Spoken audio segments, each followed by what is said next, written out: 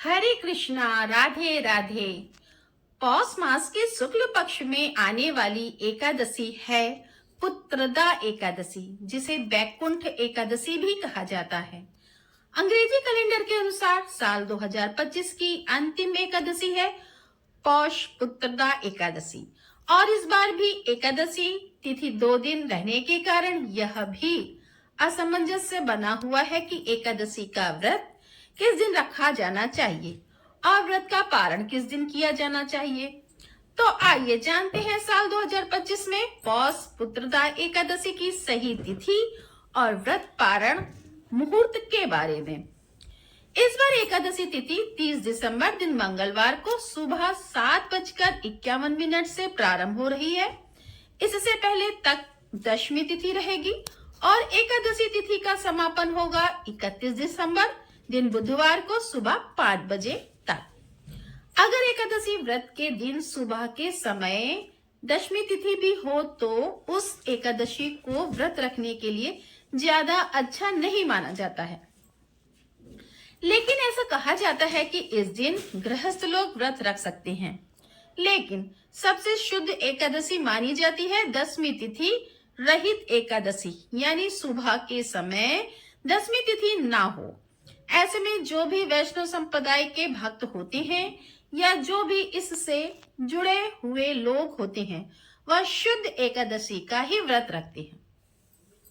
यानी कि अगर सूर्योदय के समय या ब्रह्म मुहूर्त के समय कुछ क्षणों के लिए भी एकादशी हो और उसके बाद अगर पूरा दिन द्वादशी तिथि हो तो वे सभी श्रद्धालु दूजी एकादशी का ही व्रत रखते हैं, जिसे वैष्णव एकादशी भी कहते हैं।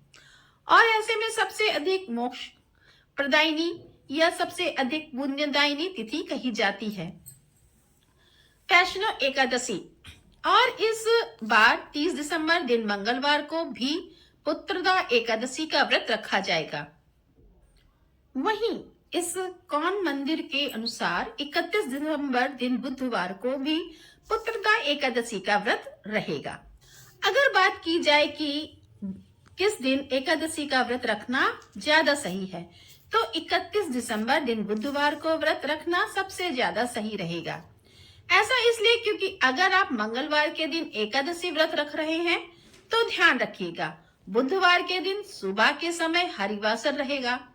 सुबह लगभग 4 से 5 घंटे तक हरिवासर का समय रहेगा और इस अवधि में एकादशी व्रत नहीं खोला जाता है। ऐसे में आपको व्रत दोपहर के समय ही खोलना होगा। अगर आप 31 दिसंबर दिन बुधवार को व्रत रखेंगे तो आप गुरुवार के दिन सुबह सुबह अपना व्रत खोल सकते हैं। तो आइए जान लेते हैं द्वादशी तिथि और पारण मुहूर्त के बारे में। द्वादशी तिथि 31 दिसंबर दिन बुधवार को सुबह 5:01 से शुरू होगी और इसी के साथ हरिवासर का समय भी शुरू हो जाएगा और बुधवार को पूरा दिन द्वादशी तिथि रहने वाली है, जो कि देखा जाए तो देर रात 12 बजे के बाद 1:47 पर। और अगर तिथियों के अनुसार बात करें तो 1 जनवरी 2026 को 1:47 AM पर द्वादशी तिथि की समाप्ति होगी। यानी कि इस बार बुधवार को ब्रह्म मुहूर्त में एकादशी और उसके बाद पूरा दिन द्वादशी तिथि रहने वाली है।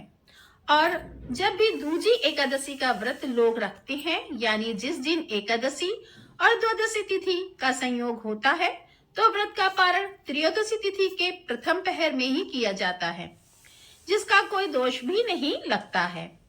ऐसा शास्त्रों में भी वर्णन मिलता है।